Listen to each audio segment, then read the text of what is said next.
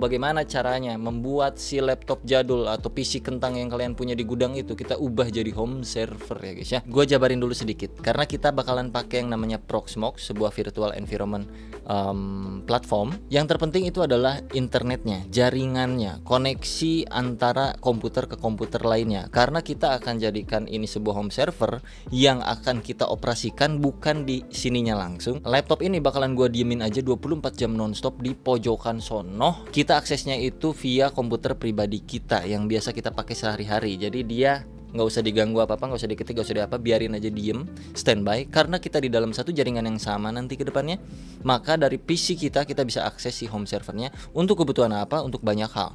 Web server, kita bisa masukin project-project web yang kita punya ke dalamnya.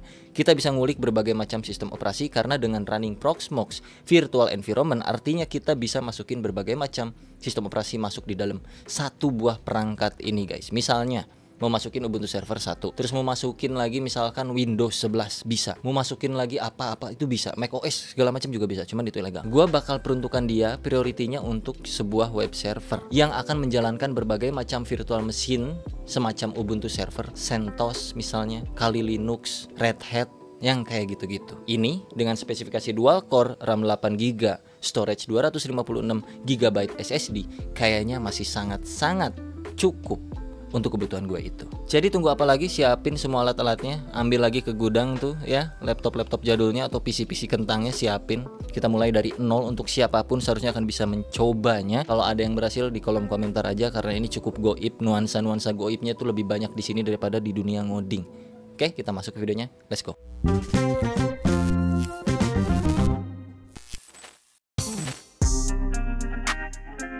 Nah, jadi yang pertama kita harus siapin dulu flash disk untuk kita bisa jadikan flash disk ini sebuah bootable supaya kita bisa install Proxmox-nya, virtual environment-nya, sistem operasinya di laptop kentang atau PC jadul yang kalian punya.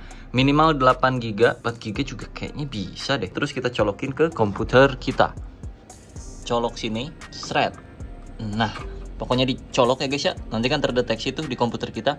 Sekarang saatnya kita download yang namanya Rufus dan juga Proxmox sistem operasinya atau ISO image Proxmox-nya sebelum kita install di laptop atau di PC kentang jadul kalian. Tapi sebelum itu, nih kelihatan gak nih tulisan tombol subscribe? Enggak kelihatan? Klik dulu biar kelihatan. Iya. Pertama kita butuh software yang namanya Rufus. Download aja di Google Rufus. Ini untuk kita bisa create bootable USB drive. Flash disk yang udah kita colokin tadi kita installin sebuah sistem operasi. Download aja Rufusnya, kalau dibuka otomatis seharusnya itu Rufus bakal ngedeteksi flash disk yang udah kita colok. Kalau gua no label ya, 16GB tuh flash disknya. Dan untuk boot selection ini supaya kita bisa isi, kita download dulu sistem operasinya yaitu si Proxmox Virtual Environment. Download di Google, cari namanya Proxmox VE. Di sini kalian tinggal masuk ke websitenya, website resminya si Proxmox. Ada yang namanya bagian Proxmox Virtual Environment. Nah, kita tinggal cari yang bagian format .iso-nya aja supaya kita bisa masukin ke dalam Rufus. Nah, di sini gua by the way versinya pakai Proxmox VE 7.4 ISO installer. Kalian klik aja tombol downloadnya karena sebenarnya nanti bisa di-upgrade juga. Jadi tenang aja, walaupun kalian nggak langsung pakai yang versi 8, nanti juga bisa di-upgrade. Di sini sebagai contoh gua pakai 7.4. Nanti di folder bakal muncul si Proxmox VE-nya yang kurang lebih size-nya 1GB. Itu kita simpen dan kita buka Rufus lagi, select Proxmox yang udah kita download tadi, ISO image-nya. Kalau udah tinggal di OK aja. Nanti muncul notifikasi tertentu, tinggal di oke, yes aja guys ya. Pokoknya kalau ada notif itu tinggal di oke dan tinggal di yes, tinggal pencet tombol startnya. Kalau muncul notif yang berbeda seperti yang nampil di layar gua saat ini, kemungkinan kayak begini kalian pencet yes juga, dan ada satu lagi kemungkinan yang kayak ginian. Nah, ini kalian pilih yang DD image mode ya guys ya. Nah, kenapa di gua nggak muncul? Itu karena sebelumnya gua pernah install Proxmox di flash disk ini, jadinya nggak muncul lagi notif tersebut. Tapi kalau kalian yang baru pertama kali, seharusnya muncul dan tinggal disesuaikan aja seperti yang ada di video ini ya guys ya. Kalaupun nggak muncul ya udah cobain dulu aja. Kalau udah kelar tulisannya jadi kayak gini, ready, dan tinggal kita close aja Rufusnya, terus kita cabut flash disknya. Cabut ya. Oke. Kita move ke tahapan yang berikutnya. Cikuy. Nah, step ini adalah step yang paling krusial dan sangat harus diperhatikan. Pertama, flash disk kita siapin dulu untuk kita colokkan ke laptop atau komputer yang kalian mau install jadi home server. Kalau udah dicolokin kayak gini, kalian nyalain laptop atau PC-nya, tapi sekaligus pencet tombol delete atau F1, F2, escape atau segala macam, pencet biar masuk ke dalam BIOS. Kalau nggak tahu cara masuk ke dalam BIOS, di searching aja di Google merek laptopnya apa, merek PC-nya, motherboardnya apa, cara masuk ke BIOS-nya seperti kayak gimana. Tombolnya beda-beda. Kalau gua kebetulan pencet delete ataupun F1, gua juga lupa. Tapi intinya kalau udah masuk nanti tampilannya jadi seperti ini. Pilih boot priority, cari ubah boot priority pokoknya yang namanya order bootnya, boot order ya. Harus yang nomor satunya itu adalah si flash disk yang udah kita colok di sini. Flash disk gue adalah SanDisk Razer Blade. Itu harus di nomor 1 boot priority ordernya guys ya. Nanti kalau udah kayak gitu kita cari virtualization. Nah, ini kita enable kan. Oke, dan setiap laptop atau PC kayaknya beda-beda nama-namanya gitu ya. Ada yang virtualization, ada yang apa. Satu hal lagi, kalau udah dibikin enable virtualizationnya, itu kita bikin juga CPU hyperthreadingnya itu enable juga guys. Cari aja menu CPU hyperthreading teknologi enable. Kalau misalkan kalian nggak nemu settingan-settingan seperti ini, ya cobain dulu aja guys ya. Siapa tahu nyala. Tapi kalau gue pribadi, gue nyalain semua fitur-fitur tersebut di sini guys. Kalau udah tinggal pencet F10 terus enter, dia bakal nge-save dan otomatis nge-reboot. Kita tungguin sampai dia nyala lagi, dan kalau pas nyala itu pasti seharusnya muncul langsung Proxmox installer.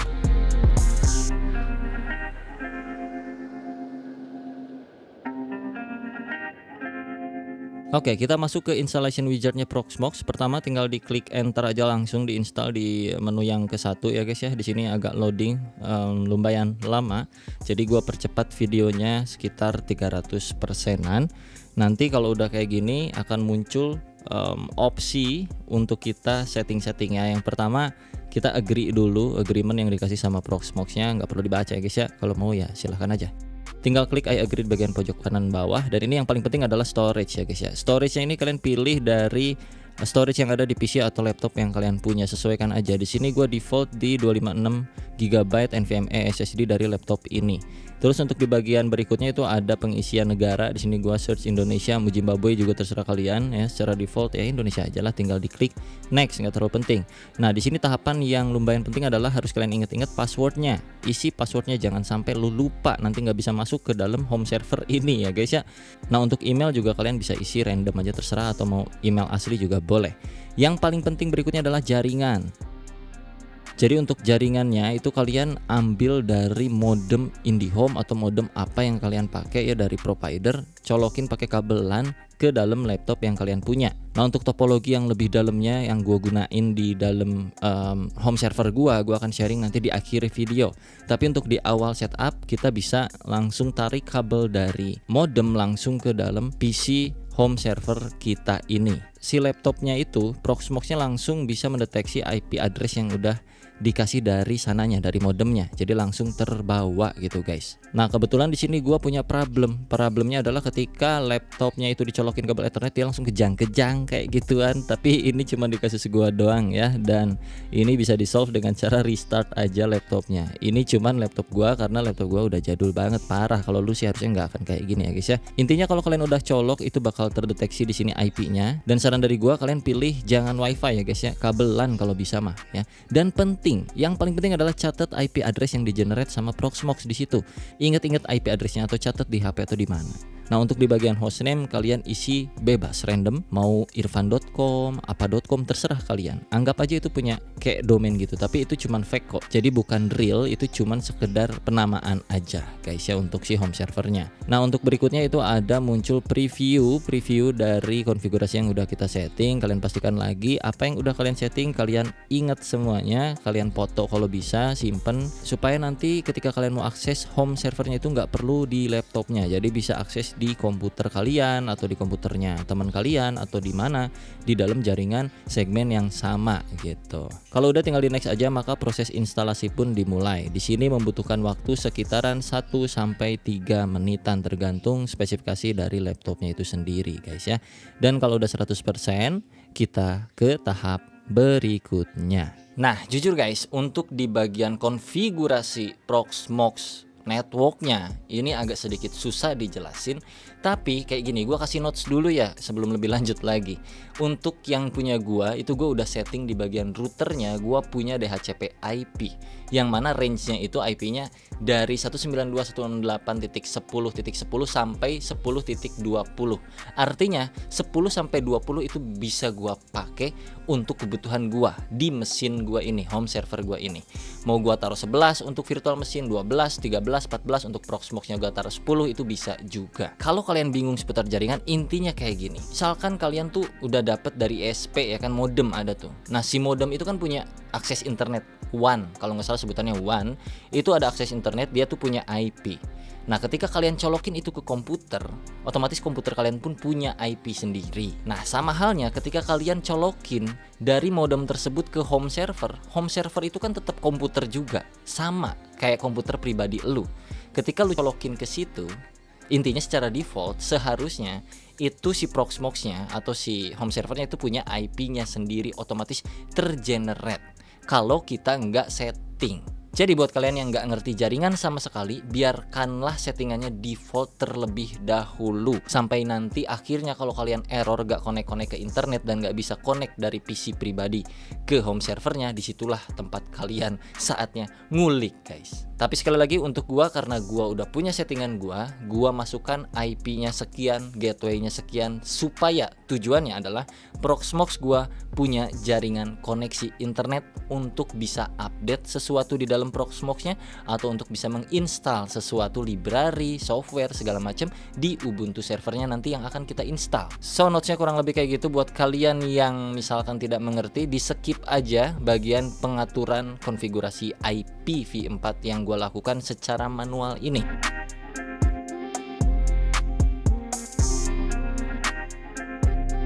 Nah, kebetulan di gua kayak gini ya, 192.168.10.11. Nah, untuk koneksi ambil ke Proxmox via web interface-nya itu tinggal dibuka di 192.168.10.11.8006. Atau bisa langsung di laptopnya kalian pakai di sini. Masuk lewat akun yang tadi udah kita setup tuh. Udah, ini udah via Proxmox. Cuman kalau kalian pengen setup bikin mesinnya, virtual mesin, atau misalnya bikin kontainer kayak gitu-gitu, itu ada interface webnya dari Proxmox itu di port 8006 dengan IP segini. Nah, karena komputer gua dalam satu jaringan yang sama dengan si laptop ini, yang mana itu jaringannya lewat Ethernet ini, jadi laptop dan juga PC gue itu punya koneksi yang sama. Nah, kalau laptop ini 10.11, kalau PC gue berapa, yang jelas pasti awalannya 10 juga sininya. Intinya semuanya itu dalam jaringan yang sama. Oke, sekarang kita coba masuk connect di PC gue ke Proxmox-nya. Karena kita di dalam satu jaringan yang sama, guys. Rick, boleh pegangin Rick di sini. Sini tinggal kalian buka aja, guys. Liatin di tabnya aja langsung, Rick, majuan. Nah, sini tinggal 192.168.10.11. Portnya itu berapa? 8006 tadi ya. 8006, kita enter. Nah, akan muncul kayak begini, site not secure. Ini wajar, gak usah panik, tinggal pencet yang continue to site, karena dia minta HTTPS tapi aslinya tuh HTTP, jadi nggak bisa, akan muncul seperti ini, continue, dan akan diarahkan kayak begini, your connection is not private, advance, klik aja, terus pencet yang proceed nih, unsafe ke IP yang ini. Ingat portnya 8006, samain aja portnya kayak yang tadi muncul di laptop. Ini kita masuk ke web interface dari Proxmox yang sudah terinstall di laptop ya. Klik unsafe ini, maka akan otomatis muncul tampilan Proxmox. Nah, ini nih guys, ini kita sudah masuk ke laptop kita. Nih, kalau nggak percaya, ini kita login. Tadi masih ingat gak apa username-nya itu? Oh, username-nya tuh root. Mohon maaf, awalnya tuh username-nya defaultnya root. Terus passwordnya itu password yang tadi kita setel. Save username, login. Nah, kalau muncul kayak beginian, tinggal di oke aja. Udah deh, kita punya guys. Ini ya, ini adalah Proxmox laptop kita. Dan kalian bisa lihat di sini memorinya itu berapa, summary-nya ada di sini nih guys. Kalian bisa lihat. Aduh, mohon maaf kalau berisik ya. RAM-nya di 8GB sesuai dengan spesifikasi laptop yang gua punya. Kalau kalian belum tahu laptopnya itu apa, kalian bisa tonton videonya ada di sini. Gua pernah bikinin. Untuk CPU-nya itu ada 4 ya, 4 thread ini. Jadi dia kita bisa mainin untuk virtualisasinya. Nih IP address-nya yang tadi itu kayak begini. Dan kita bisa masuk lewat pencet yang ini nih, kalau kalian bisa lihat sini. STG ini artinya node kita. Node itu anggaplah dia yang penyambung ke laptopnya gitu. Ini mesin yang kita punya nih. Jadi di dalam satu data center itu bisa punya banyak node. Anggaplah ini node itu adalah si hardware atau si laptopnya itu sendiri. Di sini kan namanya gue STG tadi di awal hostname-nya tuh ya, kalau kalian masih ingat stg.deafrizal.com ya kan. Jadi dia masuk sebagai STG penamaannya di sini. Dan kalau kalian di sini lihat ada storage-nya juga. Storage-nya itu kita bisa lihat ukur berapa di sini. 80 GB untuk yang lokalnya, dan untuk yang LVM itu seharusnya sisanya 152 GB karena laptop gua tuh 256 gigabyte, jadinya dibagi menjadi dua, lokal dan LVM. Untuk lebih detailnya nanti akan gua jelaskan ke situ, tapi intinya kita sudah bisa masuk ke dalam Proxmox-nya. Dan kalau pengen masuk ke dalam virtual mesin yang sama seperti yang ada di laptop yang kalian lihat, kita coba laptop dulu, Rik. Sini. Kalau misalkan kalian pengen login di sini kan ya, pakai root kayak tadi, root, passwordnya masukin. Ini kan kita sudah masuk nih guys. Nih kelihatan nggak? Zoom in lagi, Rik. Ini kita, nah di situ aja di dalam. Ini kita udah di dalam ya. Kalau kita lihat IP-nya, IP. Ini kita ada di IP 192.168.10.11 ya kan. Sekarang kita masuk sini lewat si terminal yang ada di PC gua, yuk. Nih, ini kan via web interface guys. Kalau lewat terminal kurang lebih kayak gini. Kita buka terminal di Windows. Pastikan pakai Git base terminalnya. Kalau gua lebih demen pakai Git base. Kelihatan gak, Rik? Lihatin aja ininya. Kita masuk lewat SSH, spasi, nama usernya apa tadi, root. Pakai add itu IP yang tadi kita udah setup di sana, 168.5 titik berapa ya tadi? 10.11 ya kan, kayak gini. Nah, akan muncul seperti ini. Yang artinya ini kita sudah bisa masuk sana, cuman kita butuh autentikasi, kurang lebih kayak gitu. Ketik yes aja. Nah, nanti akan muncul permanen add IP ini ke dalam PC kita, supaya bahwa dia itu adalah sebuah host yang kita allow-kan gitu loh. Masukin password yang sama seperti yang kalian punya, yang kalian udah pernah setup di sana. Enter aja. Dan sekarang udah masuk, kalian bisa lihat di sini root @stg nih. Ini artinya udah masuk. Last login itu segini. Dan sekarang kalau kita lihat IP ADDR itu 192.168.10.11. Ini sudah sama, kita udah ada di dalam mesin yang di laptop itu. Jadi di sini kalau kita mau install sesuatu, contoh kita biasanya kalau udah install sesuatu yang kernelnya itu atau kernelnya basisnya di Linux itu kan kita pakai apt update dulu nih. Nah, apt update seperti ini tuh berarti kita mengupdate repositorinya yang ada di dalam sistem kita kurang lebih, supaya di laptop kita itu terupdate juga. Jadi sekarang tuh udah kontrolnya tuh via PC gua aja gitu, nggak usah via laptop lagi. Tapi kalau lu mau via laptop pun tetap bisa juga, langsung aja di laptopnya. Tapi gua nggak mau, karena gua mau tutup laptopnya terus mau gua simpen di pojokan, dibiarin 24 jam nonstop sampai dia modar gitu guys. Kurang lebih kayak gitu. Nanti gua akan tunjukin di layar aja, on screen record ya, untuk setup virtual mesin di Proxmox-nya, supaya kalian bisa minimal punya web server untuk masukin website yang kalian punya. Oke, let's go. Ya guys, ini di screen record ya sekarang biar lebih jelas lagi dan soundnya juga biar lebih enak lagi. Ini gue udah di interface-nya Proxmox yang sudah terinstall di laptop yang tadi kita setup guys. Dan kalau kalian lihat di sini ada yang namanya data center, STG, ada, kalau kalian buka lagi STG-nya itu ada sesuatunya, ada storage yang kita punya, lokal dan LVM. Ini kita cuekin dulu, klik yang STG dulu. Kalau via interface webnya ya, di sini ada shell, masuk ke shell sini.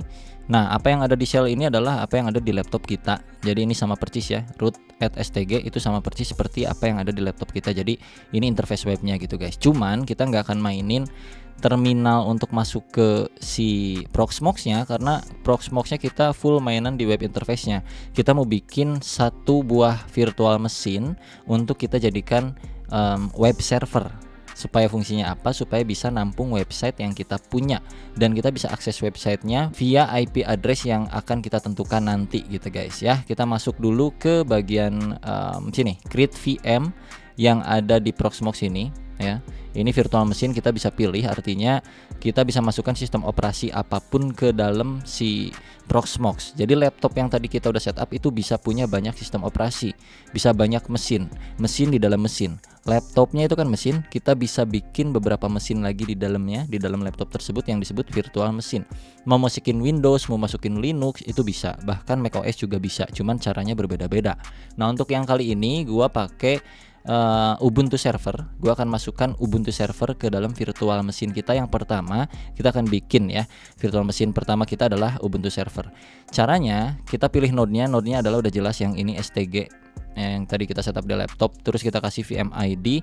Ini mau kalian taruh berapapun terserah, formatnya angka, ID doang untuk ciri bahwa virtual machine kalian punya unique ID berapa, 100 kah berapakah. Gua akan taruh di sini 400 gitu ya. Kenapa 400? Karena nantinya ke depan gue akan koneksikan Proxmox ini dengan Proxmox gue yang satunya, yang mana itu adalah berjalan di komputer kentang gue yang gue jadikan home server yang PC itu loh, PC kardus itu loh gitu ya.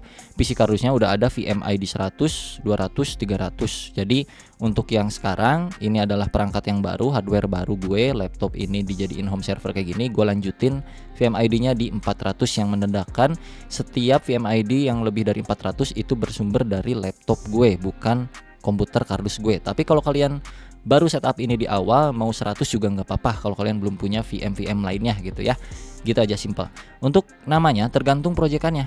Kalau kalian mau fokus si virtual machine-nya itu dijadikan web server ya, kalian bisa namain misalnya di sini web_app kayak gini, atau web app gini boleh, web app 1, web app 2, karena kalian di dalam sini bisa masukin banyak VM. Jadi saran dari gua, pakailah nomor ya, nomor biar nggak pusing. Kalau di sininya web app doang, nanti kalian bikin lagi satu VM baru, namanya bingung lagi nanti, web app 2 lah satunya mana gitu kan. Misalnya biar enak aja, kalau gua selalu di virtual machine gua kasih angka di ujung-ujungnya. 400 itu adalah untuk service web kita, web server. Jadi gua di sini akan kasih nama dia web server ke satu gua. Oke. Web server keempat, karena ini kan ID-nya 400, jadi kita kasih nama web server 4. Kalau kalian 100, web server 1 aja, karena gue udah punya banyak web server di PC kardus gue. Mohon maaf kalau pusing nih guys, karena gue ada 2 ya, biar nggak ini aja, biar kalian nggak bingung ngasih nama VMID dan name-nya. Saran gue samain aja nih ujung-ujungan ininya gitu ya. Kalau di sininya 500, sininya berarti 5 gitu, biar nggak pusing berawal dari 5 gitu loh ya. So well ya, di sini gua taruh aja web server 4 untuk VMID 400 dan kita tinggal klik next. Untuk sistem operasinya kalian download dulu apapun yang kalian mau, Linux kalau saran dari gue biar enak gitu ya. Sini udah ada tipe-tipe dan segala macamnya. Untuk storage-nya klik aja yang lokal, atau kalian punya storage yang lain diklik aja. Untuk ISO-nya kita pilih. Nah di sini kan kita nggak punya ya ISO-nya, ya nggak sama. Walaupun kalian udah download, tapi nggak akan langsung terdeteksi di sini. Jadi ini kita harus close dulu guys. Ini kita close dulu, oke? Biarin aja dulu, close dulu. Kita masuk ke yang lokal sini. Nah di sini itu ada ISO image namanya. Klik ISO image-nya. Kalian harus upload. Jadi kalau kalian udah download misalnya Linux Ubuntu server, Debian, Fedora, apapun itu Linux yang terserah kalian, atau Windows bahkan, upload dulu nih di sini di lokal STG yang gue punya nih ya, tergantung nama kalian apa. Kalau gue di lokal sini ada ISO image, klik uploadnya. Nah muncul file seperti ini, select filenya langsung, pilihlah kemana tuh berada tempat download dulu tadi, foldernya di PC kalian tuh yang mana. Kalau gue tuh udah punya backup software di sini, sistem operasi. Nah ini gue punya beberapa ISO yang udah gue coba tes dan gue lebih seneng di Ubuntu server 22 versinya ini. Linknya di deskripsi kalau kalian mau download ISO, langsung aja klik aja di deskripsi ya guys ya. Ubuntunya kita klik open aja. Ini langsung terdeteksi seperti ini. Untuk hash algorithm itu kita biarin cuekin aja kosong kayak gini, tinggal klik upload. Kita tungguin sampai kelar, nanti dia akan masuk ke dalam Proxmox kita gitu ya.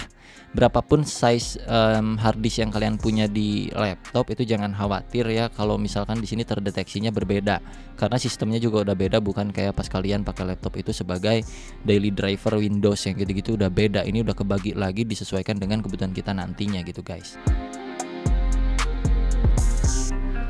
Nah, kalau udah muncul kayak gini artinya ini udah selesai ya. Ada tulisannya task OK. Kalian bisa lihat sini task OK. Dan kita tinggal close aja.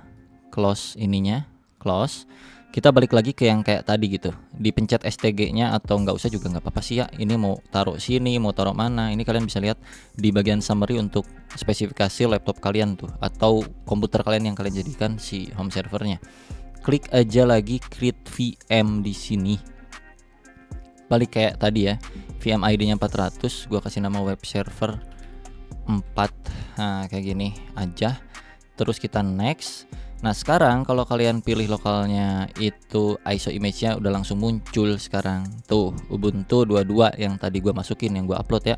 Klik aja.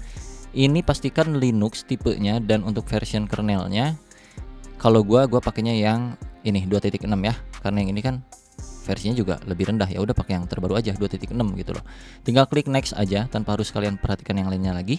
Di bagian sistem ini akan muncul kayak beginian. Kalau kalian pengen ngontrol via apa ya, karena ini kita Ubuntu server, basisnya server, jadi nggak perlu tampilan interface kayak Windows gitu loh, apa namanya, GUI-nya gitu nggak butuh. Kalau kalian pakai VGA dan pengen muncul layar gitu kayak pengoperasian komputer pada umumnya, bukan server, atau maksudnya bukan sistem operasi yang spesifik server kayak Ubuntu server, itu bisa setting di bagian sini, masuk ke mesin Key35 itu, terus ininya cari VGA dan segala macam gitu-gitu. Gua nggak pakai sih ya, gue lebih senang di terminal. Jadi default state seperti ini udah cukup guys. Tinggal klik next lagi aja. Dan di bagian di sini kalian atur berapa size yang mau kalian tentukan untuk si virtual mesin yang kalian punya. Ininya biarin cuek karena memang cuma satu disk doang. Ini tetap 0, nggak usah diubah-ubah. Ini gua ganti jadi misal di berapa ya, 60 deh kayaknya cukup. Ya 60 aja deh, 60 untuk VM web server 4. Dan sisanya cuekin aja. Kita klik yang next lagi. Nah, untuk CPU-nya itu gua akan optimalkan di web server 4 ini pakai bukan soket, sorry. Soket itu biarkan satu aja guys ya. Core-nya yang kita naikin. Gua taruh di ini, sebenarnya kalian bisa masukin banyak banget ya. Tapi sesuaikan dengan jumlah core yang ada di PC kalian. Misalnya 4 core 8 thread atau 2 core 8 thread kayak gitu. Gua taruh aja di sini 2 ya, 2 core. Karena speknya pun nggak tinggi-tinggi amat. Di sini kalian bisa lihat 4 kali Intel gitu ya, Core i5 bla bla bla, satu soket. Jadi soketnya itu tetap satu. Sini kalian bisa naikin core-nya sebanyak 4 berarti 1 2 3 4 sesuai seperti yang ada di sini di summary. Nah, gua mau ini taruh di 2 aja. Jadi nanti VM berikutnya gua akan taruh kalau gua bikin lagi VM, gua taruh lagi 2 core. Jadi semuanya aman sejahtera seharusnya kalau kayak gitu ya. Klik next lagi. Ke bagian memori, di sini kalian lihat, perhatikan memori kalian tuh punya berapa giga sih. Sini RAM usage tuh ada 8 giga kita ya. Yang terpakai di sini cuman 1,1 giga. Nah, RAM-nya 8 giga berarti di sini gua akan taruh untuk web server ini 4 gigaan. 4 giga tuh 4096 gitu ya, seginilah 4 giga nih.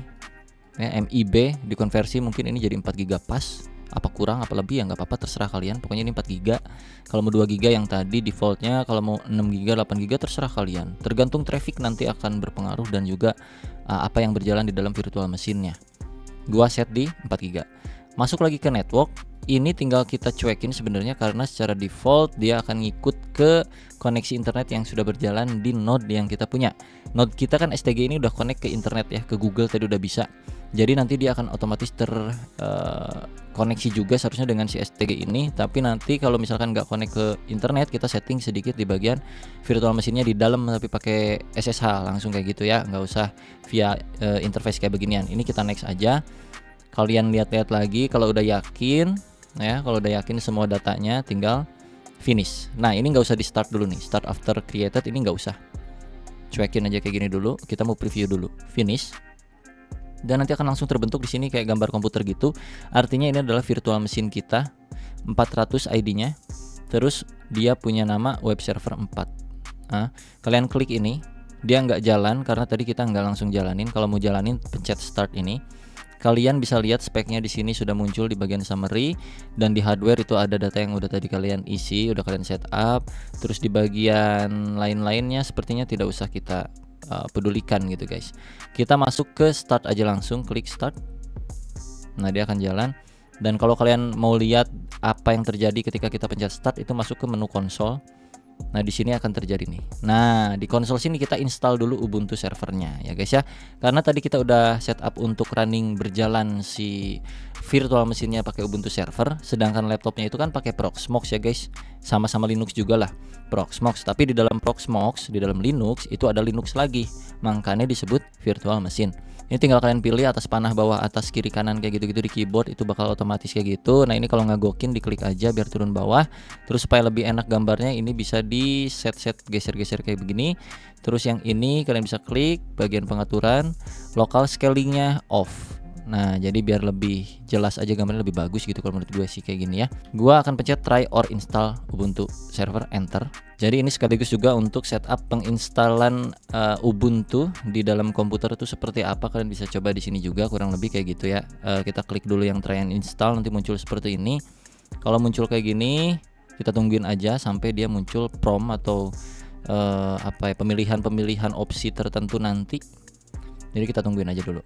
Nah kalau di tahap ini kalian melihat ada error nggak jelas kayak gitu merah-merah, cuekin aja bro, cuekin aja dulu, nggak usah takut dulu di situ. Nanti pokoknya akan muncul kayak beginian, connecting, waiting for cloud init. Nah inilah ya muncul kayak begini. Bentar, ini kayak terlalu ngezoom. Oke, kalau udah muncul kayak gini, yang English tinggal pencet enter aja, English, enter ya. Ini sebenarnya di bawah ada menu guys, di bawah tuh ada menu nih. Kok nggak kelihatan sih? Ya enter aja pokoknya deh, nanti akan muncul menu sebenarnya di bawah. Enter dulu. Nah ini kan muncul kayak begini nih, of the installer available bla bla bla, untuk update gitu, update si Ubuntu-nya langsung via repositories. Akan mendownload sesuatu gitu. Kalau kalian scroll ke bawah nih, update to new installer atau nggak usah, kita akan continue without updating ya. Jadi update-nya nanti aja di terminal SSH kita, continue without updating. Dan kalau muncul lagi kita scroll ke atas, ini opsi doang, opsi layout nggak penting, pencet down aja. Dan ini muncul opsi penginstalannya, mau Ubuntu server atau Ubuntu server minimize atau lain-lain. Kita default aja yang atas ini, yang X ya, itu biarin nggak usah diubah-ubah. Pencet down lagi, enter aja. Lihat lagi ke atas ada network di sini. Nah networknya ini gue jalan di DHCP ya guys ya, DHCP. Aduh nggak bisa. Nah ini nih, pencet atas bawah aja, DHCP v4 itu di 192.168.10.13/24. Ini kalian bisa ubah jadi static IP-nya supaya kalian bisa kontrol gitu. Kalau DNS kalau DHCP gini kalau nggak salah berubah-ubah ya IP-nya. Jadi gua akan pencet yang ETH ini, masuk ke edit IP v4-nya. Nah yang automatic ini gua akan ganti jadi manual. Apa ya, gue lupa deh, 25000 sepertinya, 0000/0 gini ya, betul. Addressnya gue akan set ini IP-nya di 10 titik tadi laptop itu 11 ya, jangan sama kayak yang Proxmox ya. Proxmox itu kan 11 nih. Nah berarti yang ini berapa, terserah lu punya range berapa biji IP, itu lu harus ngerti hitung IP sih, kurang lebih kayak gitu ya. Tapi intinya di router gua tuh punya IP range-nya 10-20 nih. Untuk settingan router gue sengaja setting seperti itu supaya nggak bentrok sama yang lain gitu. Takutnya di IP yang lain udah kepake jadi nanti bentrok, hancur dah lu. Jadi gue sini taruh 12 aja karena 10 itu udah ada yang WAN, 11 itu LAN untuk Proxmox, dan 12 itu untuk si ini mesin virtual yang kita punya. Ya udah deh, biarin kayak gini dulu. Ikutin gateway-nya ke yang ada koneksi internetnya berapa. Gua tuh 100 tuh, 192.168.10.100. Aduh gimana jelasin yang gini nih? Pokoknya sesuaikan aja sama router lah, mungkin kalian harusnya ngerti sih. Kalau enggak, settingnya default aja yang DHCP tadi, biarin gitu. Ini gua juga coba-coba ya. Name server ini bisa separate by comma katanya. Name server tuh apa ya? Google gitu. Gua lupa Gini mungkin, DNS mungkin. Ya kayaknya dah, udah biarin kayak gitu aja. stg.deafrizal.com gini. Ya udah biarin dulu aja kayak gini. Kita coba ya, save. Nanti gua ubah juga kok. Ini untuk sementara aja. Langsung di sini nge-apply change kayak begini. Ini kalau lama ya udah deh, continue without network aja. Nanti di dalam kita settingnya ya. Ya intinya kalian setting di situ sembarang juga boleh. Nah untuk proxy address itu cuekin aja, dan aja langsung enter. Nah ini untuk storage-nya biarkan seperti ini, use entire disk.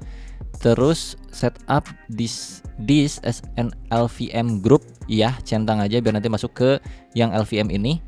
60 GB size-nya ya, dibiarin aja udah default. Panah-panah bawah sampai ke yang dan ini, enter lagi. Nah ini detailnya kurang lebih kayak gini. Ubuntu VG new itu 57 GB, free space 29 GB.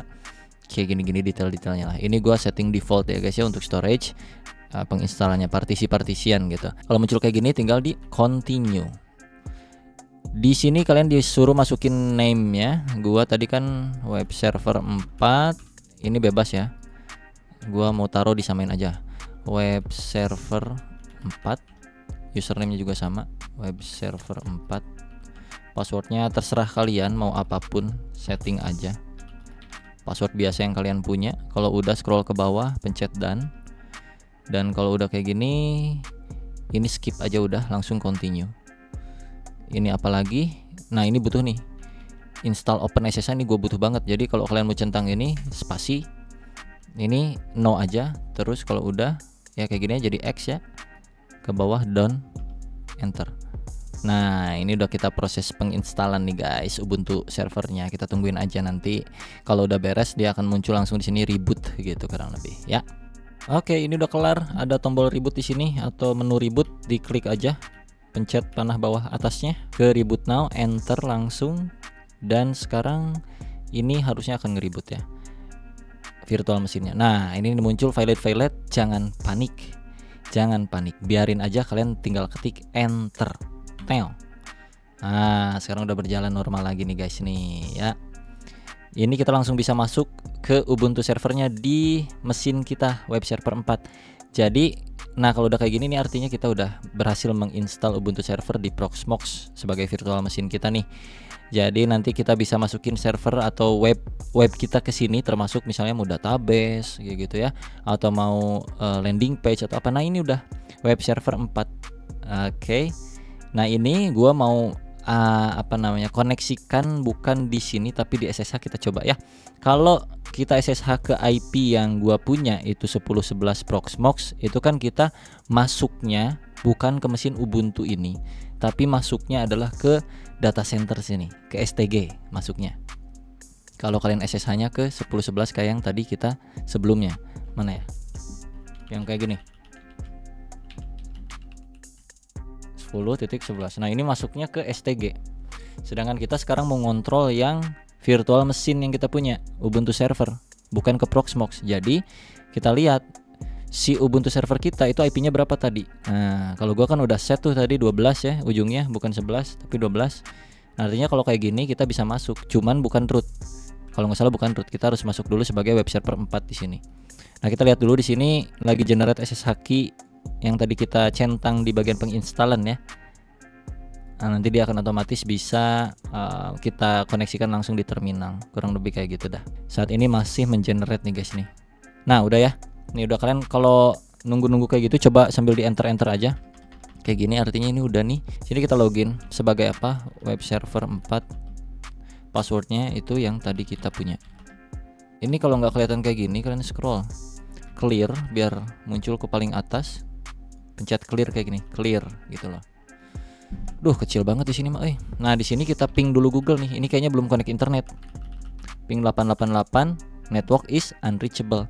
Nah, di Ubuntu 22 untuk kita setting IP kita supaya bisa connect internet, kita masuk ke sudo dulu, sudo spasi su untuk masuk sebagai root. Passwordnya apa? Nah, di sini perhatikan udah masuk sebagai root ya. Root tadi web server 4. Sekarang usernya udah menjadi root. Who am I, ketik aja kayak gitu kalau kalian pengen tahu siapa yang sedang ada di dalam directory ini, adalah si root. Gua clear lagi ya, clear. Kita masuk nano ke /etc/netplan/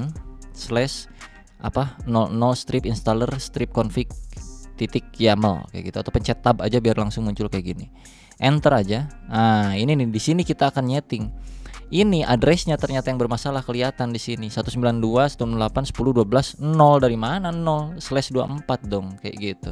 Untuk name servernya sepertinya ini nih, konfigurnya kayak gini aja deh pokoknya kalau gue.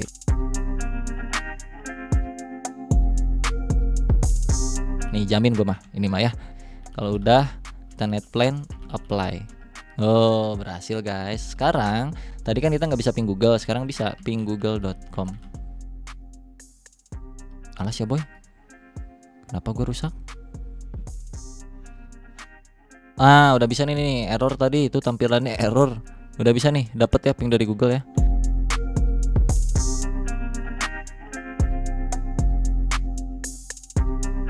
Ya udah, gue coba masuk SSH web server 4 @192.168.10.12. Nah, kalau udah muncul kayak gini tinggal di yes aja. Ini gue masuk ke server si ini ya, 400 web server 4. Nih, web server 4 192 itu IP-nya, IP 12 dia. Tinggal yes aja, masukin passwordnya yang tadi kita setup.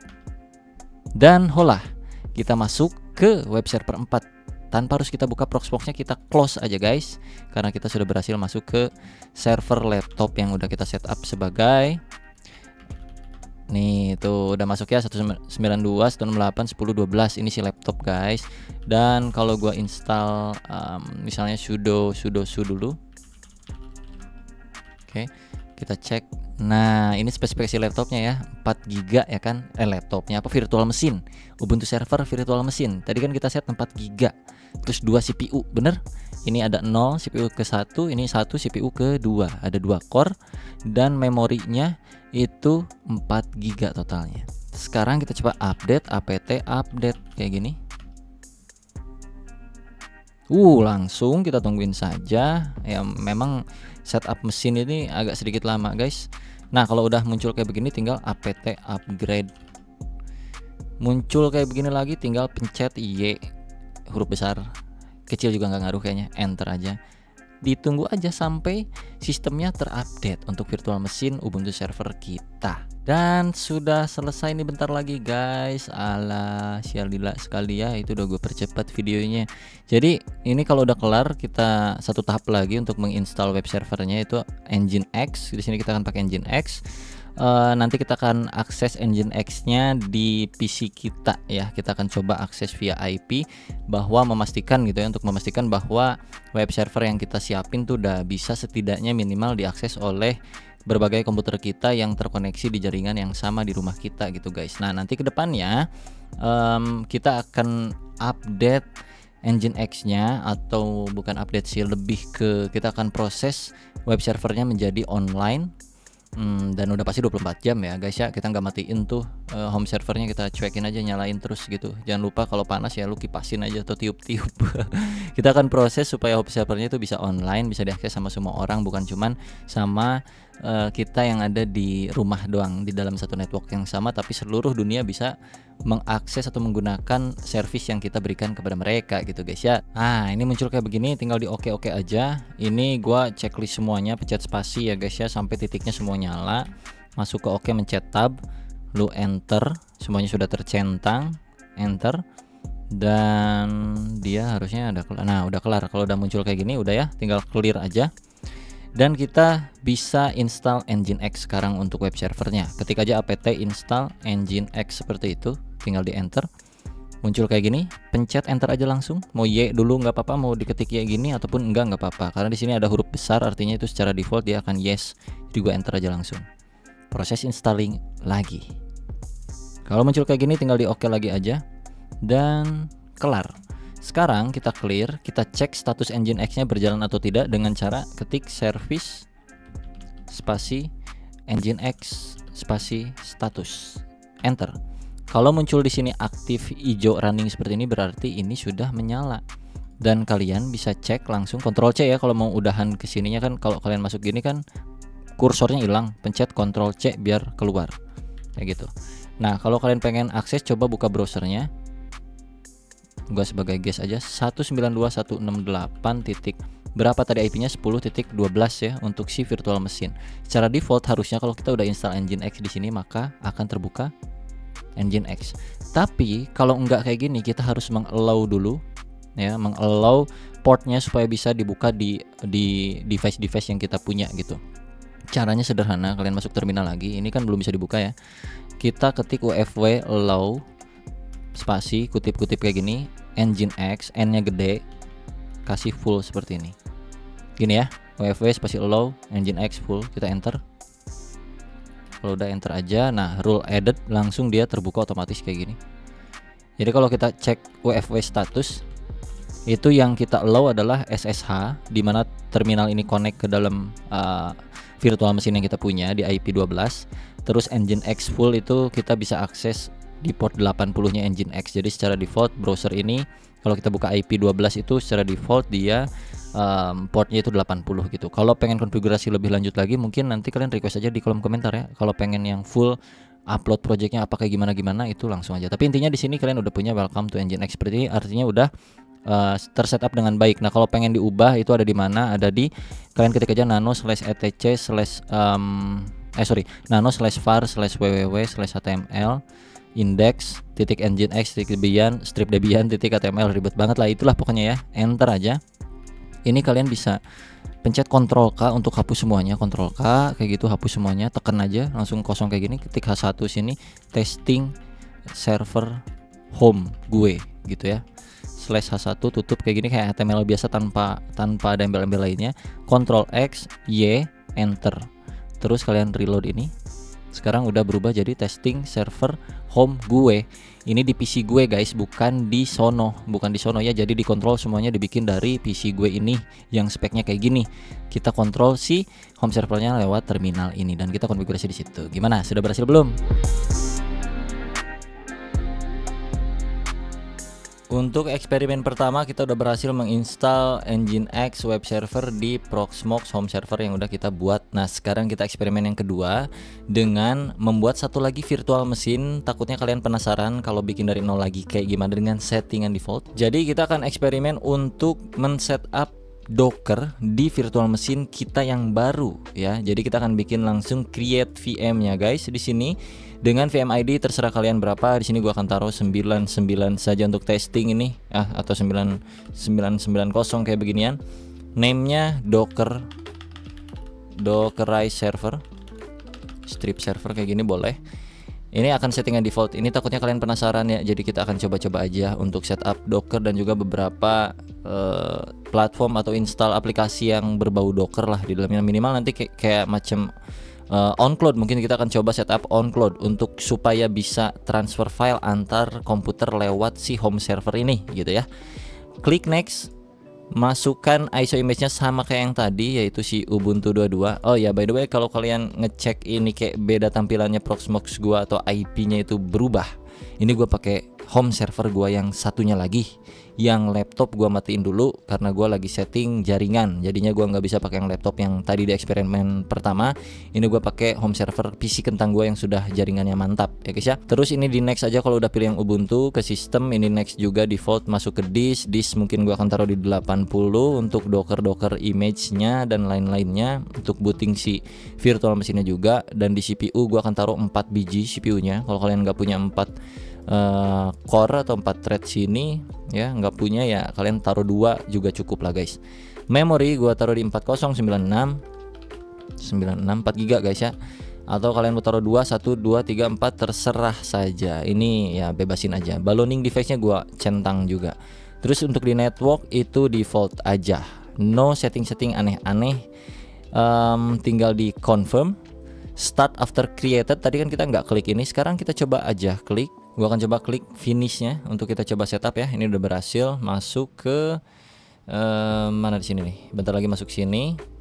Kalau kalian bingung melihat ini ya, ini cuekin. Ini gua punya 2 Proxmox, 2 node, maksud gua 2 hardware yang gua udah bikin ini jadi cluster ya. Pokoknya kalian cuekin aja. Kita fokus di yang virtual mesin yang udah kita bikin tadi 990 Docker server ini untuk kita setup Docker. Kalau yang sebelumnya kita cuma punya Nginx web server di satu buah virtual mesin, yang mana sebenarnya kita bisa setup lagi berbagai macam hal di sana. Cuman di sini gua akan coba pisah server lah, pisah server lah, karena di sini kan jalan Ubuntu server juga, cuman isinya tuh full untuk dockeran aja. Kalau yang tadi itu gua nggak akan ganggu dengan docker container kayak gitu. Di sini kita akan bermainnya, right? Masuk ke bagian konsol langsung di Docker server ini, dia akan berjalan kayak yang kalian lihat di layar sekarang. Untuk setup Ubuntu installernya nanti muncul wizard. Gua akan coba settingan default supaya kalian nggak bingung juga. Oke, English kita enter. English lagi kita down lagi, enter. Ubuntu server secara default ini gua nggak pencet apa-apa lagi, tinggal enter. Ini juga gua akan taruh di DHCP v4, right? Ini settingannya. nggak diubah-ubah. Kita coba DHCP V4 ya guys ya. Sorry. Nah ini ya. Tapi muncul strip kayak begituan bang. Ya kita coba dulu aja lah. Kita coba continue with that network dan next aja terus sampai kelar. Ini juga langsung done ke bawah. Ini juga langsung done. Oke. Continue. Kalau muncul kayak begini. Ini kasih nama Docker apa ya? Docker server. Sorry. Docker server. Passwordnya 123456 123456. Done. Skip continue. Install Open SSH server. Ya. Pencet spasi ya supaya X. Terus pencet done. Tinggal tungguin proses installnya aja kayak gitu guys. Oke, kalau muncul reboot now berarti udah beres. Pencet reboot now-nya. Ini enter. Dia akan booting dan muncul merah-merah file. Tinggal di apa tadi, masih ingat di eksperimen pertama? Enter. Oke, kita tunggu Proxmox running ulang, restart, dan akan masuk langsung ke Ubuntu server yang kita barusan install. Oke guys, ini udah terinstall ya, udah beres ya. Kita coba. Kalau secara default kita pakai SSH, apakah kita akan bisa masuk sini atau enggak ya? Ini kalau muncul kayak beginian ya cuekin aja. Ini di IP-nya gue nggak tahu berapa ini. Kita coba dulu login. Tadi namanya adalah Docker server. Passwordnya 123456. Masuk ya, Docker server nih. User dan juga hostnya. Kita clear. Ketik IP spasi ADDR untuk munculin IP-nya dia berapa sih? Karena tadi kita nggak setting. Dia itu punya IP. Nggak punya IP ternyata guys ya. Nah kan bingung kan kalau pakai DHCP nggak punya IP. Bang gimana tadi yang eksperimen pertama gue udah DHCP bingung juga, pantesan. Kita cobain ping dulu 8888. Nggak bisa. Ping ke network Proxmox kita di 192.168.5.50. Ini punya gue. Kalau nggak bisa juga waduh, berarti kita tetap harus konfigurasi kan gitu ya. Nggak bisa. Sekarang kalau kalian yang settingannya DHCP itu kita harus ternyata tetap ya setting manual juga nih. Kalau kasusnya kayak gue gini nggak muncul. Caranya tadi kalau di yang di yang eksperimen pertama itu kan masuk ke netplan. Nah sini juga sama, sudo dulu. Masukin passwordnya 123456. Udah masuk sebagai root, masuk ke nano/etc ya, spasi/etc spasi netplan spasi 00 strip installer strip config.yaml. Enter. Kita ubah DHCP 4 nya jadi no kayak gini. Ini gua coba dulu ya guys ya, agak sedikit ragu tapi kita cobalah dikit-dikit ya. Terus untuk di bagian interface-nya, ini kan interface-nya tuh pakai ENS 18, ini bawaan dari sononya. Kita enter sekali di bawah DHCP 4 sini. Kita tab harus sejajar ini kalau nggak salah nih guys, nggak boleh agak nyeleweng gitu. Masukin addresses di sini. Ini adalah IP yang mau kita setting ya. 192.168. Nah, ini segmennya harus sama nih. Gua kan di sini 192.168.5.50. Berarti yang titik ketiganya itu 5 juga, tapi di sini terserah kalian mau berapa. Misalkan di sini gua 100 berapa ya? 180. Contoh nih ya. Untuk ngerandom aja coba. /24. Oke. Terus kita tab lagi. Masukin di sini gateway v4. Ya benar kayak gini, gateway v4. Ini adalah gateway-nya. Sumber internetnya kita punya tuh di mana? Dari IndiHome-nya atau dari provider yang kalian punya tuh berapa sih gateway-nya? Atau IP-nya mereka tuh berapa, kita masukin sebagai gateway di sini. Kalau di punya gua tuh gateway-nya ada di 50. Biasanya tuh 1 ya guys, biasanya 1 kayak gini. Karena dia itu bawaan dari Proxmox ya. Proxmox gua kan 50-nya tuh udah punya koneksi ke internet. Jadi gua jadikan si Proxmox-nya itu di sini sebagai gateway supaya gua bisa interaksi ke internet untuk server ini. Gitu kurang lebih, gimana? Ngerti nggak? Jadi dari provider tuh misalkan 192.168.5.1 untuk koneksi internet. Nah, masukinlah itu ke dalam gateway v4 ini gitu guys. Ya. Kita lanjut lagi, masukin name server. Name servers. Kita enter lagi, terus kita pencet tab yang agak sedikit lebih banyak. Nyeleweng ke kanan dikit kayak gini, ini artinya bagian dari name server. Kita masukin name server address-nya. Addresses ya, seperti ini. Spasi pakai array lagi guys. 888,8.8.44. Dah kayak sederhana gini doang. Kita coba Ctrl X terus pencet Y, muncul file name to write, enter. Nah, kita clear. Oke, ini kita tinggal ketik aja net plan apply. Ini kalau nggak bisa, kalau nggak salah gateway 4 tuh udah deprecated, nggak bisa dipakai lagi. Kita harus ganti pakai routes namanya. Tapi kita coba dulu aja net plan apply.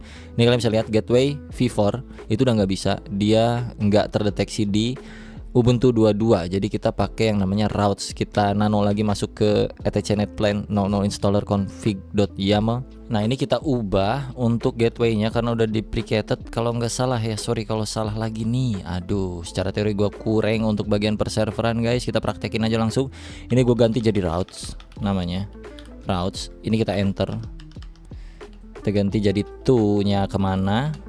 Terus yang ini itu adalah via.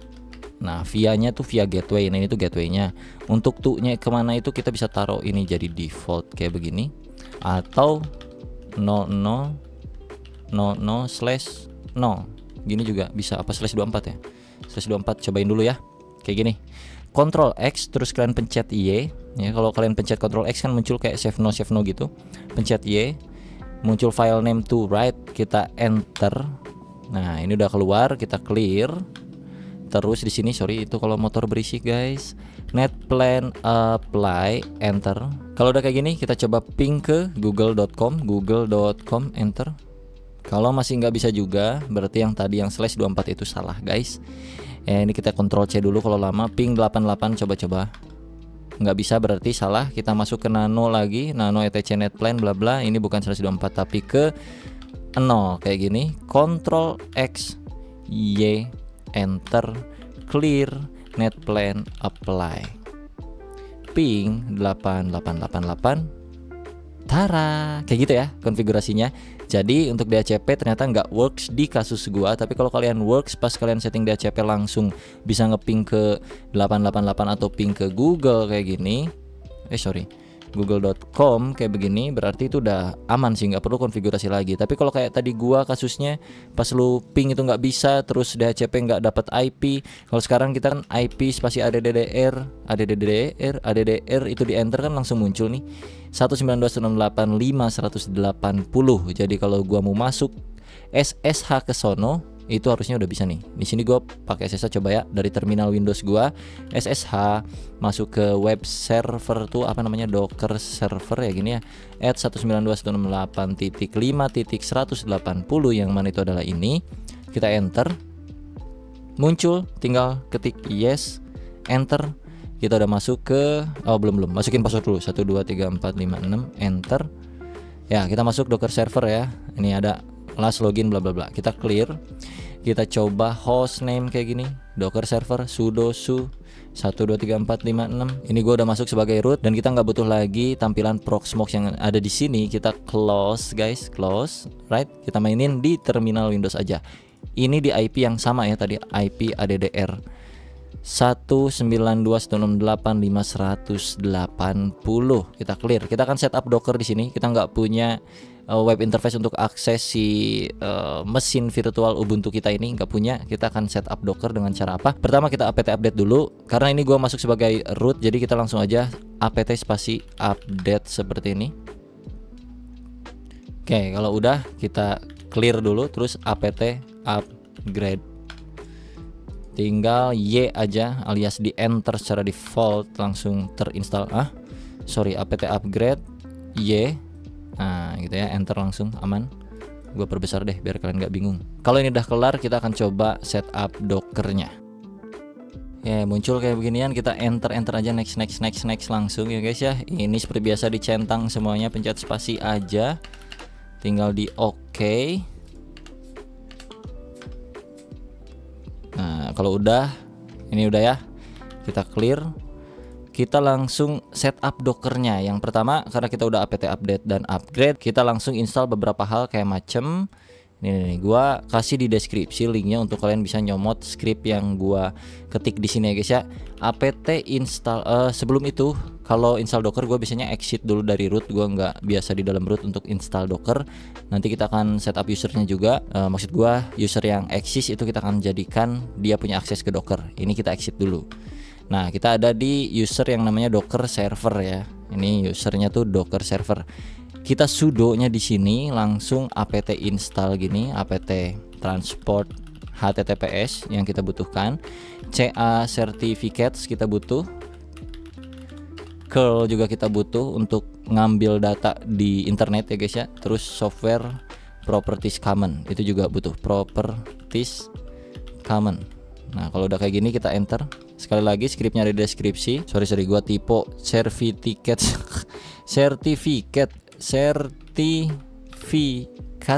Nah ini ya, Y aja. Lanjutkan.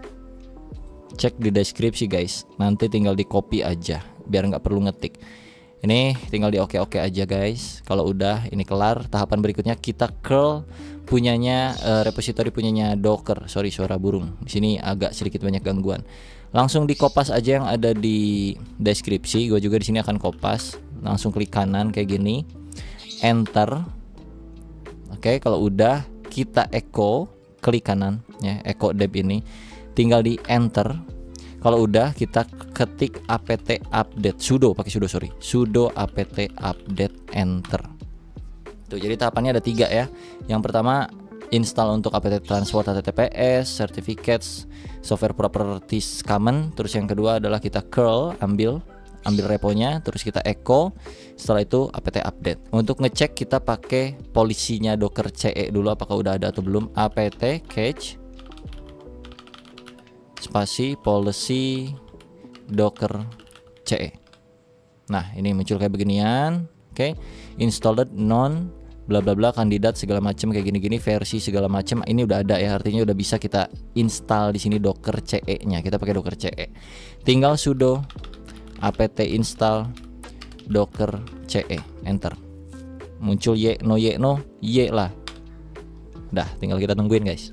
Nah, jadi buat yang belum tahu Docker itu buat apa, kurang lebih dia buat kontainer aplikasi kita ya. Jadi misalkan kita punya sebuah software yang apa ya, butuh banyak environment software, kita bisa bungkus di dalam satu Docker container supaya kita tinggal jalanin kontainernya aja tanpa harus memperdulikan sistem operasi yang kita punya dan kawan-kawan lainnya. Kita bisa setup di dalam itu kurang lebih. Tinggal kita oke aja di sini, terus muncul kayak beginian. Kita cek status Dockernya dengan cara sistem ctl docker, status spasi docker kayak gini.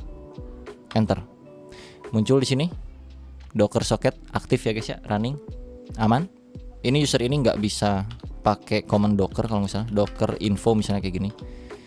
Error permission ya kan, sama kan, error permission. Terus mau install juga sesuatu pakai docker tuh nggak bisa. Jadi kita tinggal bikin command kayak gini, sudo user mode min a-nya huruf kecil, g-nya gede, spasi docker kayak gini, spasi nama usernya siapa, bisa docker server kayak gini. Atau kalau kita lagi login sebagai si usernya yaitu si docker server, kita juga bisa pakai variabel kayak gini, user ya. Jadi ini dolar dan di dalamnya ada kurawal yang isinya si user ini. Kalau kita enter, masukin passwordnya 123456. Oke, udah masuk. Sekarang kita restart, ulangi lagi, masuk ke SSH-nya. Kalau udah kayak gini, kita exit terlebih dahulu. Terus kita masuk lagi SSH Docker server at 192.168.5.180 123.456. Gue udah masuk ya, gue clear dulu. Cara ceknya kita bisa pakai groups untuk command-nya. Kalau kita enter seharusnya masuk Docker di situ dan juga si Docker server ada.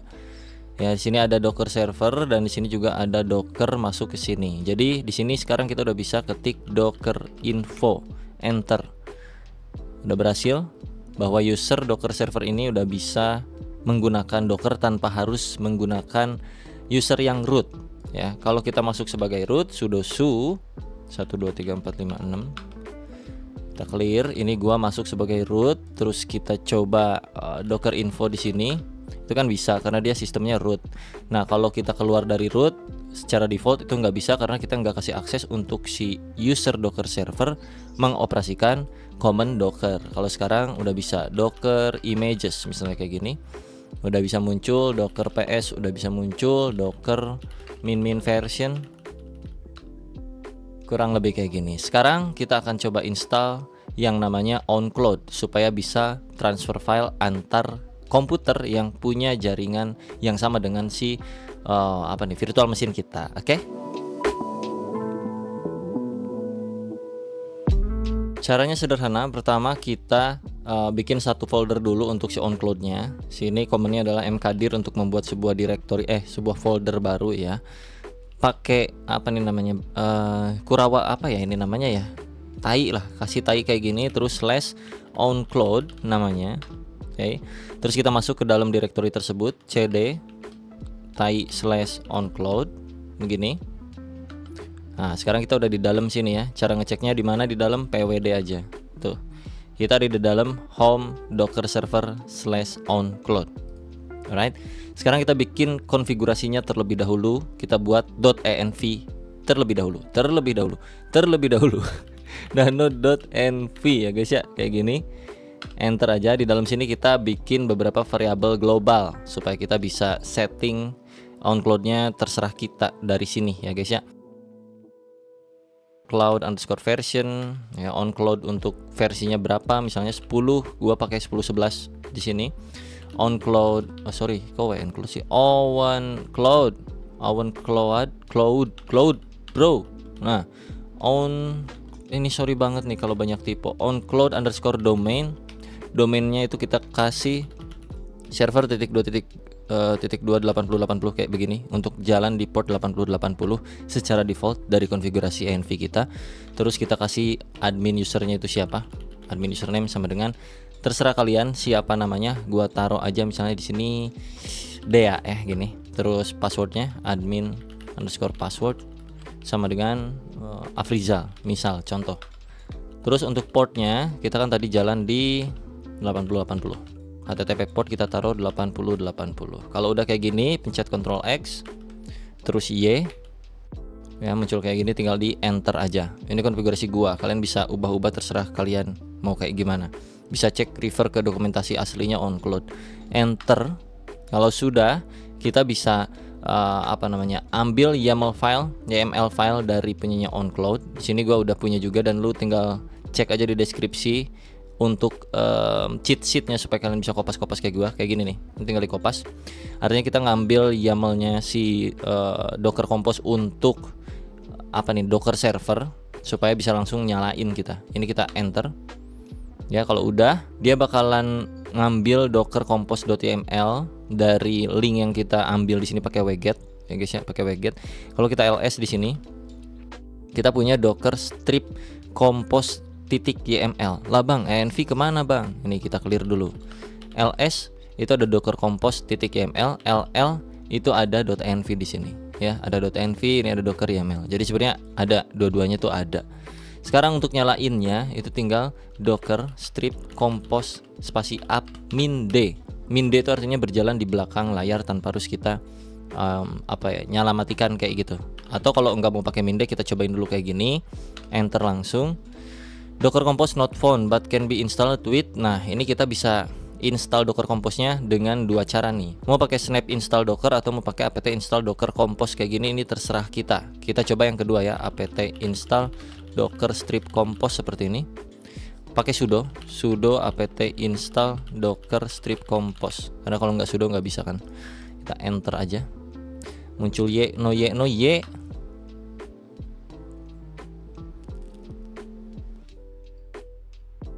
Kalau udah, kita clear dulu. Docker compose strip compose up, langsung kayak gini, spasi up, enter. Dia akan menjalankan OnCloud file, local drive dan segala macam kayak gini, pooling MariaDB. Dia akan ngambil images yang ada di luaran sana, dia download, kita tungguin, nanti kita bisa buka OnCloud-nya.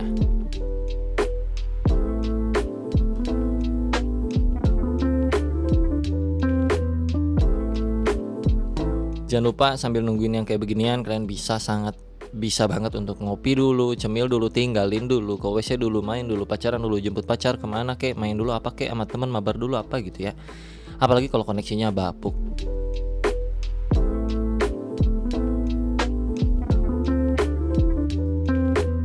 Segala proses yang berbau apt install itu biasanya membutuhkan koneksi internet, jadi dipastikan saja koneksi internetnya aman. Dan untuk bisa seperti ini kalian udah pasti harus konfigurasi IP yang kayak tadi gue, supaya virtual mesin ya, dimana ini virtual mesin kita adalah Docker servernya itu bisa connect ke internet dan bisa melakukan update. Jadi harus betul-betul konfigurasi jaringannya dengan baik dan benar gitu guys.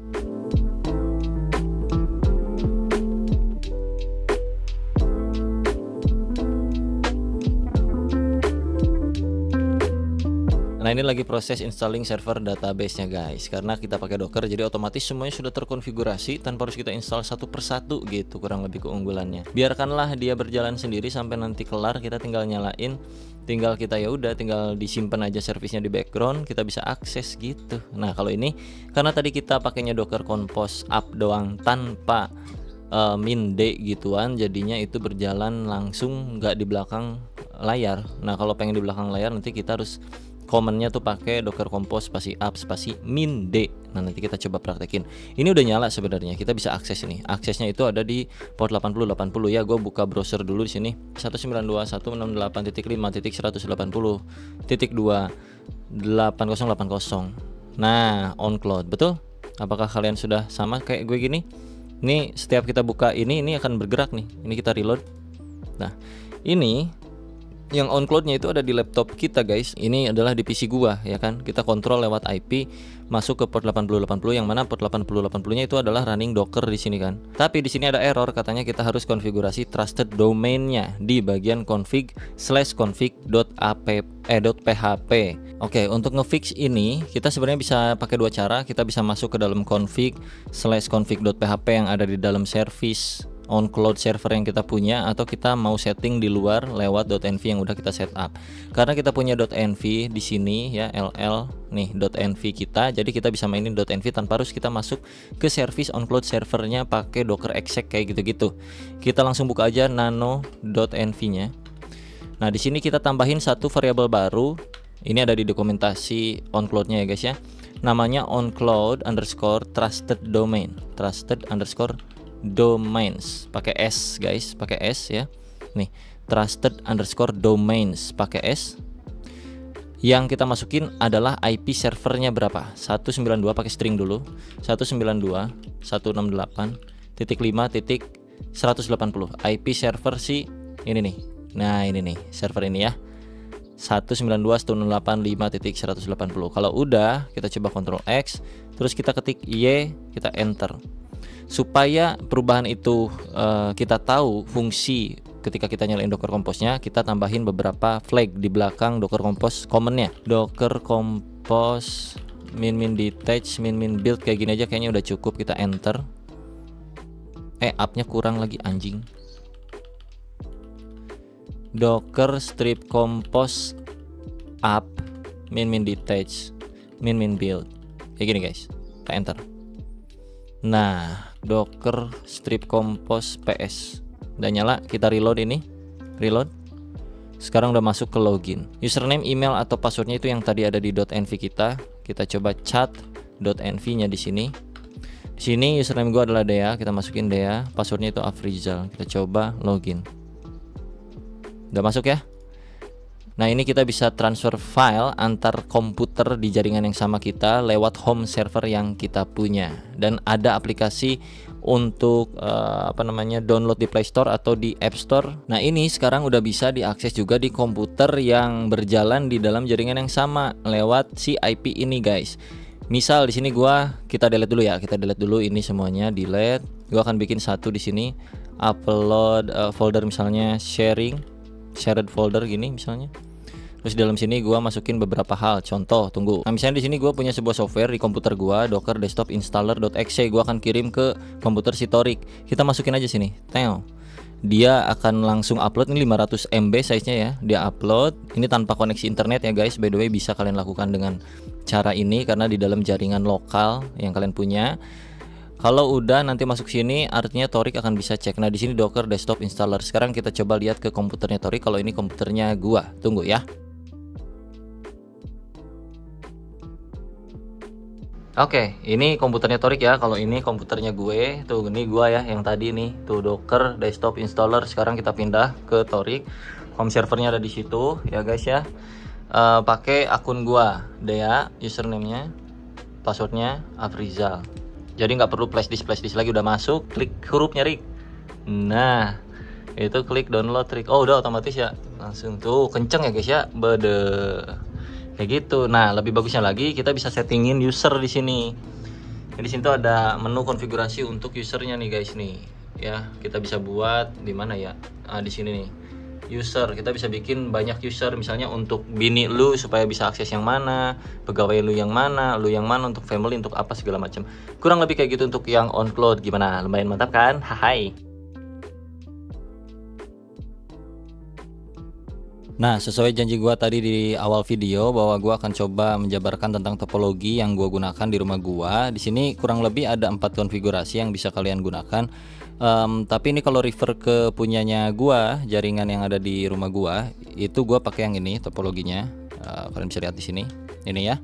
Ada satu router Mikrotik. Ini serinya tuh GR3 yang di rumah gua.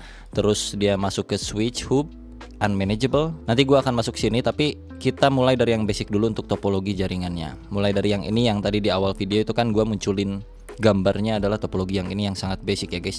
Ini adalah modem yang biasanya kalau dari IndiHome kan ini ya ZTE, bener gak modemnya? Dan kalau kita masuk ke dalam akses modemnya itu ada di 192.168.1.0.1 apa .1.1 supaya kita bisa masuk ke dalam admin panel ZTE-nya. Nih gua contohin di sini guys.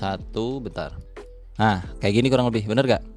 Ini kan, ini IndiHome kan ya, dalamannya kayak begini kan. Kita masuk ke username passwordnya, kita masukin sini untuk login ke dalam modem ZTE ini.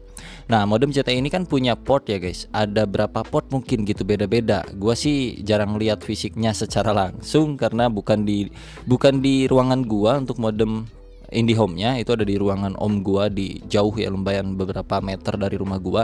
Intinya di sini kalau nggak salah dia punya 2 port apa 3 port yang available yang kita bisa colokin ke dalam device kita. Contoh di sini gua colokin dari modemnya itu langsung ke dalam PC kita, yang otomatis PC kita punya IP DHCP-nya si modem gitu ya. Si modem itu akan ngasih IP ke sini supaya PC kita bisa connect internet ya kan, dengan kecepatan yang udah kita sewa di IndiHome-nya. Contoh 50 Mbps misalnya kayak gitu. Jadi kalau kita running di PC, kita colok langsung dari modem sini, PC kita bisa punya kecepatan sekian bergantung dengan ISP yang kalian pakai. Ini sebagai contoh doang IndiHome. Kalau kalian pakai Bisnet atau pakai MNC dan segala macamnya, itu pasti interface webnya beda-beda. Ada yang tampilannya kayak gua gini, ada yang berbeda ya, dan IP-nya pun tergantung dari modemnya. Kalian bisa cek di balik modemnya itu IP-nya berapa tuh, biasanya ada 168.1.1 atau berapa, itu biasanya ada di belakangnya. Termasuk juga dengan username dan passwordnya, biasanya ada di balik dari kotak box modemnya ini guys. Terus kalau kita pakai lagi port-port lainnya yang ada di dalam modem ini, port 1 udah kita masukin ke dalam PC, port kedua kita masukin ke dalam home server kita. Otomatis si modem itu akan mengenerate IP baru untuk si home server ini, yang mana keduanya karena di dalam satu modem ini sebagai gerbang jembatan kita ke internet ya guys ya. Ini seharusnya bisa saling berkoneksi, bisa saling interaksi. Di sini ke sini tuh dia bisa karena dia di dalam satu jaringan yang sama, yaitu di modem IndiHome yang kita punya, example IndiHome ya guys ya. Nah, untuk yang lebih advance lagi, sebenarnya nggak bisa dibilang advance juga sih, ini kayak masih basic aja. Kita move ke yang kanan sini. Nah, misalnya kayak gini, kalian tuh punya modem IndiHome, terus kalian beli lagi switch hub di sini. Ini switch hubnya gua misalkan taruh D-Link mereknya yang unmanageable. Artinya kita nggak bisa setting VLAN-nya atau setting konfigurasi apa namanya ya, jaringan-jaringan IP tertentu di sini. Ini cuman sebagai penghubung yang mana anggapannya itu kayak port yang tadinya dari modem itu cuman 3 biji misalnya, atau cuman 2 biji doang keluar. Kita punya PC 1 2 3 4 5. Nggak bisa nih, ini cuma bisa masuk 1 2 3. Ini nggak kebagian nih, PC ini nggak kebagian, abis. Nah, kita gunakan yang namanya si switch hub ini, switch hub ya guys ya, supaya dari sini itu masuk ke switch hub tanpa konfigurasi apapun di IP-IP-an kayak gitu, karena udah ada DHCP dari sininya seharusnya ya guys ya. Mohon maaf kalau salah nih. Lubang-lubang port yang tersedia di dalam switch hub ini ketika kita sampaikan ke dalam PC atau kita sampaikan ke dalam home server 1, home server 2, home server 3, ini akan ngikut dari modem langsung tanpa kita konfigurasi.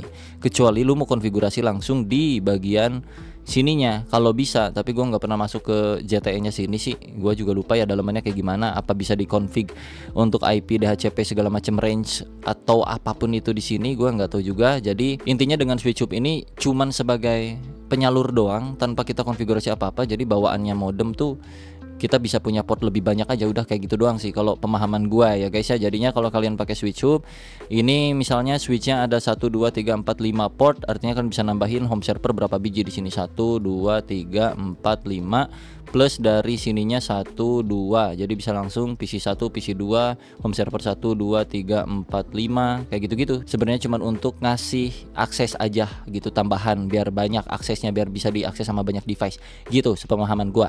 Nah untuk konfigurasi berikutnya kurang lebih kayak gini nih. Nah ini nih, kalau pengen banyak home server ya kan, satu port dari modem itu dimasukin ke dalam port D-Link switch hub, sisa port yang dari D-Link switch hubnya itu 1 2 3 4 itu udah langsung bisa kalian pakai dengan settingan yang sama yang kayak ada di dalam ZTE modem kayak beginiannya. Nah ini konfigurasi standarnya sebenarnya kalau pakai switch hub itu sama aja kayak nggak pakai gitu, kayak dari modem langsung, cuman portnya aja jadi banyak kan gitu ya kurang lebih. Kalau yang unmanageable, ini unmanageable.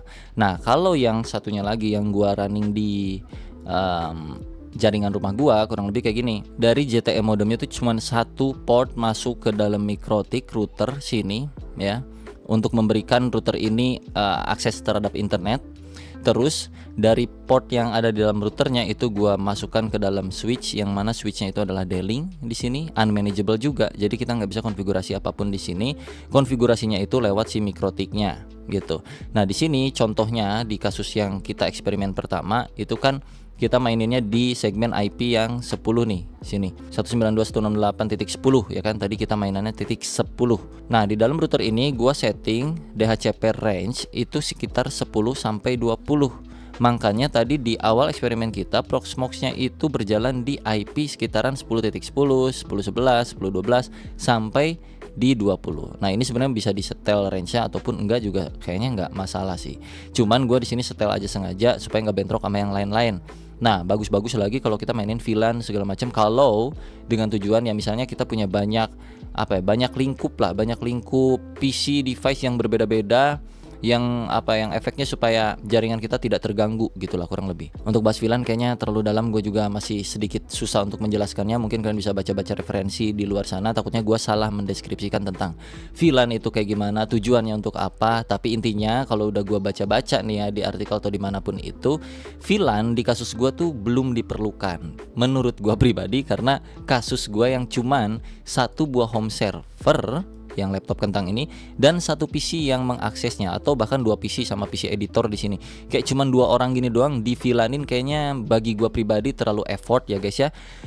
Dengan settingan yang tadi kayak kita udah lakukan di video 1 jam ini, dengan kayak gitu kayaknya udah sangat cukup lah bagi kita bisa belajar home server di awal.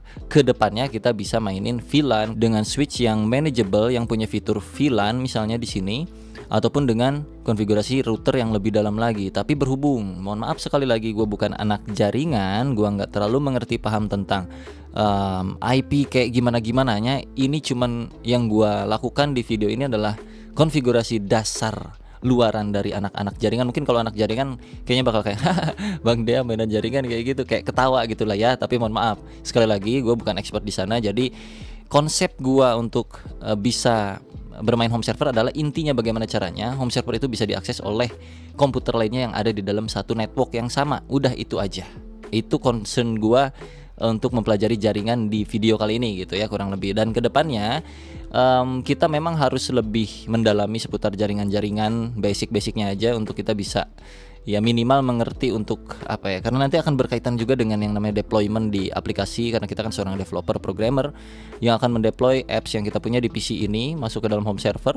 Dari home server kita mungkin nanti akan mainin ke cloud di sini ya, cloud yang mana di sini kita akan online lah kurang lebih di sini, online 24 jam non-stop versi online-nya. Kalau ini kan kita masih private ya di jaringan komputer rumah kita doang. Kalau ini versi online yang mana trafficnya itu dari dunia, bukan dari rumah kita doang. Nah itu mungkin kita kita butuh lah basic-basic di dunia jaringan gitu, dan itu masih gue pelajari juga, belum sampai sejauh kayak gimana yang seperti kalian bayangkan. Gue tuh ilmunya tuh cuman kayak ya masih luar-luaran aja guys ya, kayak gitu ya.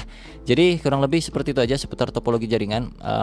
Ya kalian bisa lihat di video awal tadi kita permainannya kayak gimana, dan sebenarnya di rumah gue kurang lebih kayak gini nih aturan jaringannya, topologinya sesederhana ini aja. Kita udah bisa running home server kita dan bisa sampai online. Cuman untuk yang online-nya itu kita belum maksudnya gue belum bikin tutorialnya, mungkin di video ke depan karena ini udah terlalu panjang juga. Takutnya kalian burn out di awal, jadi kita stop di sini videonya. Untuk berikutnya mungkin kita akan fokus di deployment apps yang kita kembangin, atau kita eksperimen sesuatu hal yang baru di home server bagi kita pastinya.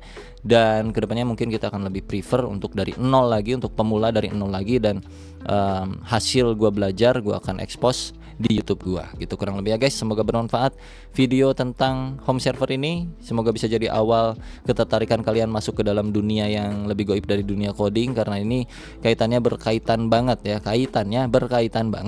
dengan dunia coding juga, karena apapun yang kita coding pasti ada ujungnya kemana, ke cloud lah, ke server lah, kemana. Kalau enggak kemana lu mau masukin kemana, GitHub doang gitu lah. GitHub juga kan server, di sananya ada server segala macam kayak gitu, bisa online, itu kan ada web servernya, ada service tertentu. Pokoknya ngoding kalau nggak ada ujungnya itu bukan ngoding gitu, itu cuman kayak lu buat diri lu doang gitu kan kurang lebih ya. Jadi nanti kita akan pelajari seputar kayak beginian ke depan di video-video berikutnya. Sampai jumpa, semoga bermanfaat. Bye bye semuanya.